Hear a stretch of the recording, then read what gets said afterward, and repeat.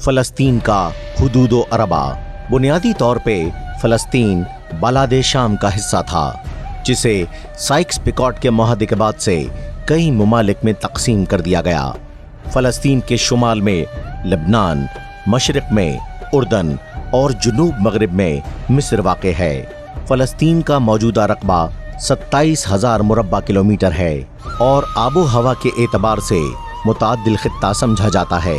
ارض قدس کی تہذیب دنیا کی قدیم ترین تہذیبوں میں سے ہے۔ 11,000 سال قبل بھی یہاں انسانی زندگی کے آثار پائے جاتے ہیں۔ فلسطین کا قدیم شہر اریحا گزشتہ 8,000 برس سے آباد چلا آ رہا ہے۔ قرآن پاک میں ارض قدس کو مبارک سرزمین کہا گیا ہے اور یہیں مسلمانوں کا قبلہ اول اور تیسرا مقدس ترین مقام یعنی مسجد اقصی بھی موجود ہے، جہاں نماز پڑھنے کی بہت فضیلت ہے، اور یہیں سے معراج کا مبارک سفر بھی ہوا، جس میں امام الانبیاء محمد عربی صلی اللہ علیہ وآلہ وسلم نے آسمان کی طرف سفر کیا۔ اسی طرح فلسطین کو انبیاء کی سرزمین بھی کہا جاتا ہے۔ اسلامی تعلیمات کے مطابق میدان حشر اسی شہر میں سجے گا۔ سیدنا مسیح ابن مریم اور یہود کے دجال کے درمیان آخری معرکہ بھی اسی مقدس سرزمین پر لڑا جائے گا، جس میں سیدنا عیسیٰ قتل کریں گے۔ فلسطین صرف مسلمانوں کے نزدیک ہی مقدس و متبرک نہیں، تورات و انجیل میں بھی اس خطے کی عظمت بیان کی گئی ہے۔ یہود و نصارہ کی مذہبی تعلیمات میں بھی ارض قدس کو مقدس سمجھا جاتا ہے۔ یہود کے عقیدے کے مطابق تورات میں جس سرزمین کو ارض موعود کہا گیا ہے وہ یہی ہے۔ یہود اس زمین سے اپنا تاریخی رشتہ سمجھتے ہیں۔ یہیں یہود کے مقدسات بھی موجود ہیں۔ عیسائی بھی ارض قدس کو عیسائیت کا گہوارہ قرار دیتے ہیں۔ سیدنا عیسیٰ کی ولادت اسی مقدس سرزمین پہ ہوئی۔ بنی اسرائیل کے تمام انبیاء سے متعلق مسلمانوں کا عقیدہ نہایت واضح ہے، اور مسلمان بجا طور پہ سمجھتے ہیں کہ بنی اسرائیل کے انبیاء کے اصل وارث وہی ہیں، کیونکہ توحید کی بنیادی دعوت کی نسبت انہیں جوڑے رکھتی ہے۔ پھر سب سے بڑھ کر قرآن کریم میں ان انبیاء کا تذکرہ ہے۔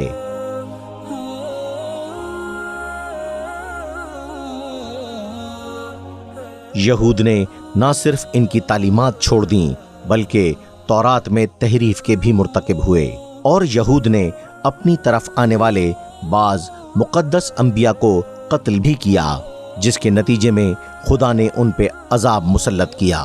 صہیونیوں کا ایک جھوٹا دعویٰ یہ ہے کہ وہ تاریخ قدیم سے اس سرزمین کے آباد کار رہے ہیں، حالانکہ اسے آباد کرنے والے جزیرہ نما عرب سے آنے والے کنانی تھے۔ ظہور اسلام کے بعد نہ صرف فلسطینی حلقہ بگوش اسلام لائے بلکہ 15 ہجری کے بعد سے یہاں کی زبان عربی رہی ہے اور اسلام ہی ان کی شناخت قرار پائی۔ فلسطینی مسلمان تقریباً 1500 برس سے یہاں آباد ہیں، جبکہ اسرائیلی قبضہ گزشتہ صدی کی بات ہے۔ تاریخی طور پہ یہ بات درست ہے کہ فلسطین کے بعض حصوں میں مختلف ادوار میں یہود کی حکومت قائم رہی، جو کہ ملا جلا کے تقریباً 400 سال بنتی ہے، جس میں 584 قبل از مسیح سے لے کر 1000 قبل از مسیح کا دور قابل ذکر ہے۔ اس کے بعد بنو اسرائیل اور کنعان ہجرت کر گئے، اور 1948 میں پھر یہود کو فلسطین یاد آ گیا۔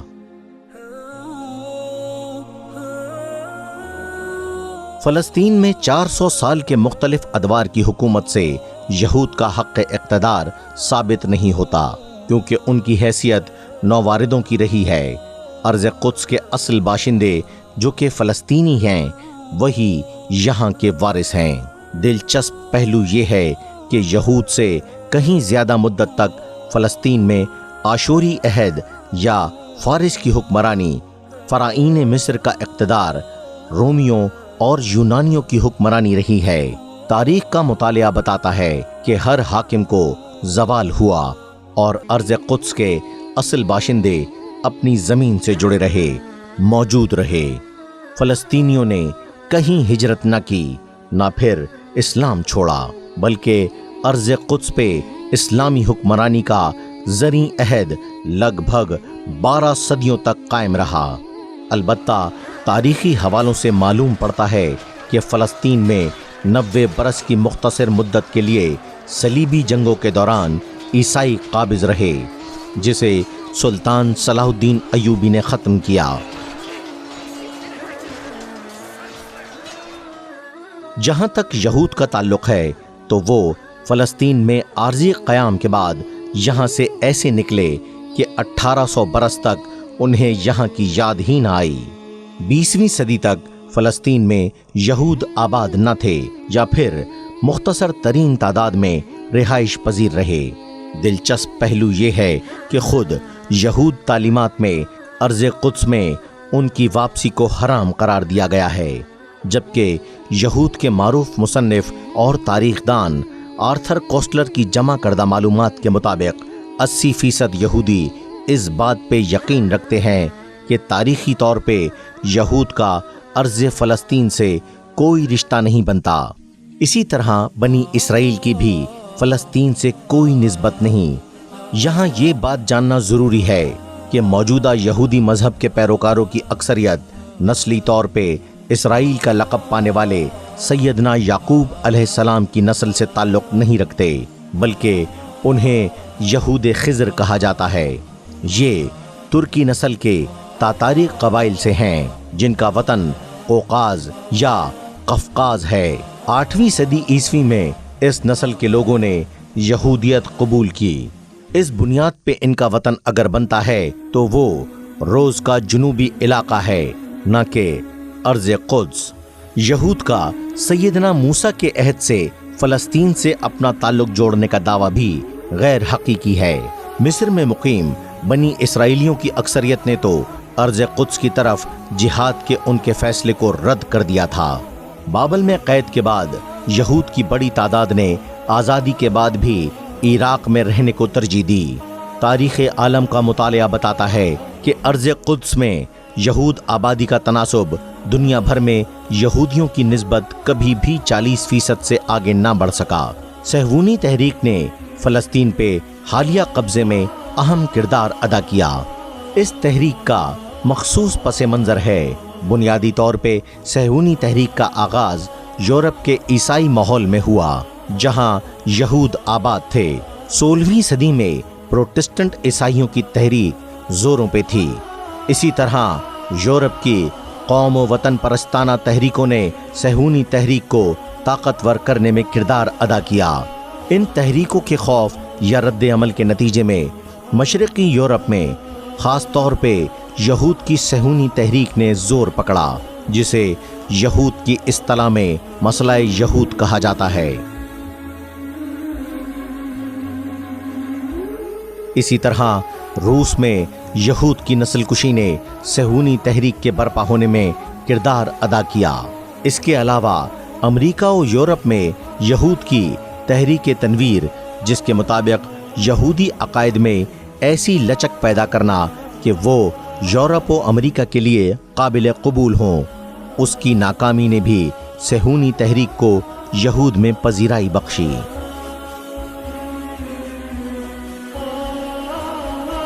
صہیونی تحریک کی بنیاد 1897 میں سوئٹزرلینڈ میں رکھی گئی۔ تھیوڈور ہیٹزل اس تحریک کا بانی تھا۔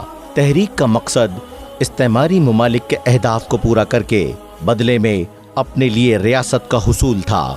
خلافت عثمانیہ کے زوال، اعلان بلفور اور ارض قدس پہ برطانوی استعمار کے قبضے سے پہلے فلسطین میں آباد یہود کی تعداد محض 55,000 تھی، مگر صہیونی تحریک روس، برطانیہ، فرانس، اٹلی اور امریکی سرپرستی میں یہ تعداد دیکھتے ہی دیکھتے 1948 تک 6.5 لاکھ تک پہنچا دی گئی۔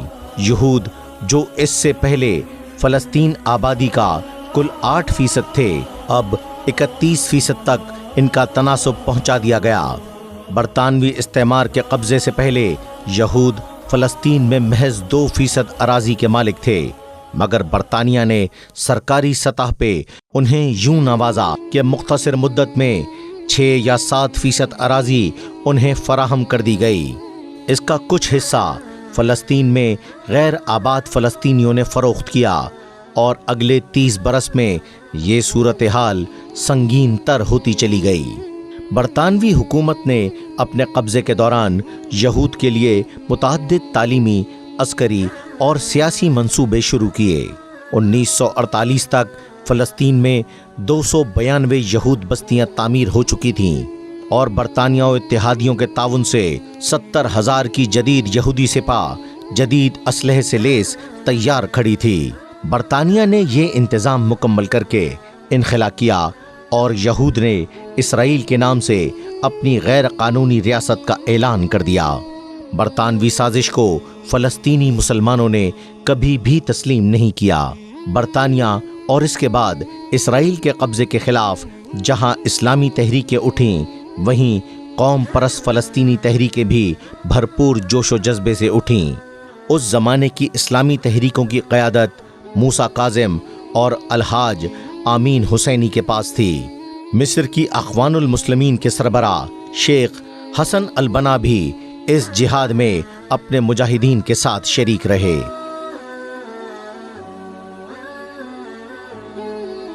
برطانوی استعمار کے خلاف 1920 میں القدس، 1931 میں یافا اور 1929 میں البراق کی بغاوتیں ہوئیں۔ ان بغاوتوں کے بعد مجاہد کمانڈر شیخ عزاء الدین قسام نے جہاد کا آغاز کیا۔ واضح رہے یہ وہی عزاء الدین قسام ہیں جن کے نام پہ فلسطینی مزاحمتی تحریک حماس کے جہادی ونگ عزاء الدین قسام بریگیڈ کا نام رکھا گیا ہے۔ یہ وہی عزاء الدین قسام بریگیڈ ہے جو اسرائیلی فوج پہ حملے اور تل ابیب پہ راکٹ داغتی ہے۔